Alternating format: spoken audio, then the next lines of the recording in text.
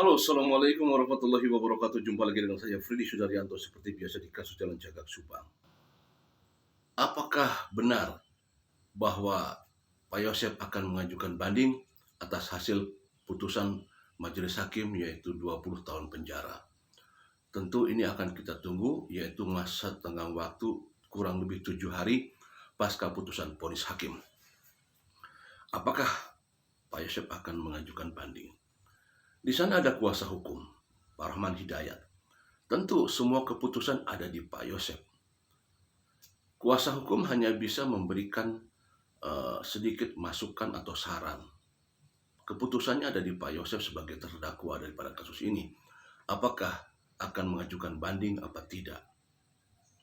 Kalau kita cermati tadi di foto atau video tadi, menjelang putusan hakim, kita terlihat di sana ada beberapa gerakan-gerakan yang sedikit memberikan tekanan-tekanan suara ataupun kalimat-kalimat di sana, walaupun tidak begitu jelas, tetapi dari gestur wajah dan gerakan badan, ya, body language-nya, seolah-olah mengatakan bahwa di sana ada semacam kalimat-kalimat yang dipertegas, seolah-olah seperti itu. Kita tidak tahu karena memang tidak jelas. Kita hanya menduga-duga juga. Pertanyaannya bahwa karena di sana di samping ada Pak Yosep, ada keluarganya, yaitu keluarga daripada Pak Yosep. Kalau tidak salah itu Ibu Ois, ya, kakak atau adik dari Pak Yosep. Terlihat begitu mengangkat tangan dan berhadapan dengan Pak Yosep, beradu pandang selesai pada saat pasca putusan majelis hakim vonis 20 tahun penjara. Apakah di sana terjadi adu argumen antara Pak Yosep dan mohon maaf itu kakaknya, ya, mohon maaf kalau salah, kakak atau adik, ya, Ibu Ois kalau nggak salah, yang tadi dikenal panah itu, ya. Nah, apakah pihak Pak Yosep, terutama dari keluarganya, dari kakak-kakaknya, ya, menyetujui ataukah akan memberikan saran untuk banding, ataukah sebaliknya menyarankan untuk tidak banding? Kita tidak tahu, ya.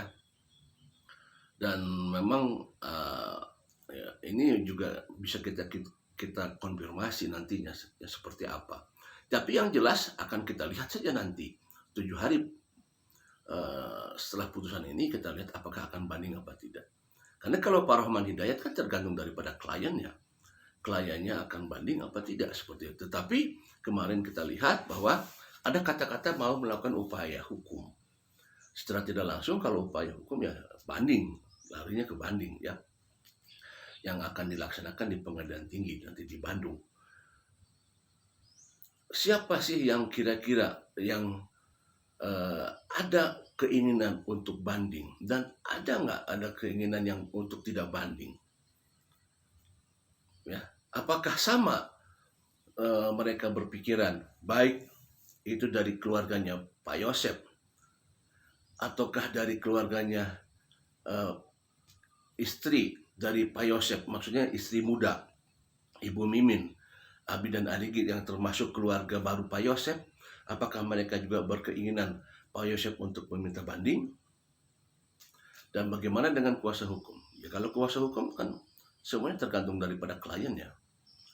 Sifat daripada kuasa hukum hanya bisa memberikan penjelasan, pengarahan, atau saran dan lain sebagainya. Tetap keputusan ada di Pak Yosep sebagai terpidananya setelah putusan majelis hakim tersebut.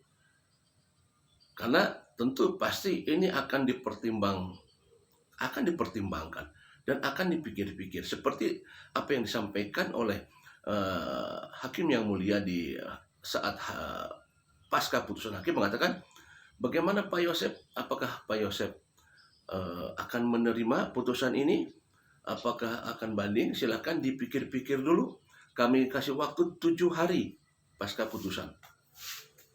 Ya, di sana terjadi, kalau kita lihat di gambar itu, coba kita perhatikan dalam gestur daripada gambar tersebut, ya, di video tersebut, coba perhatikan pelan-pelan. Di sana ada keluarganya Pak Yosep, Ibu Ois kalau tidak salah, ya, namanya kalau tidak salah Ibu Ois itu, ya. Mohon maaf kalau jika salah, Wa'ois, ya, saudara daripada Pak Yosep, saudara kandung dari Pak Yosep. apakah terjadi di sana kata-kata yang keluar dari ibu itu ya kepada Pak Yosef?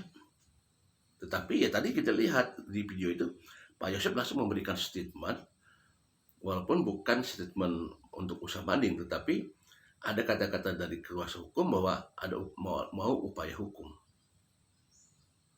Ya kita tunggu saja itu semuanya.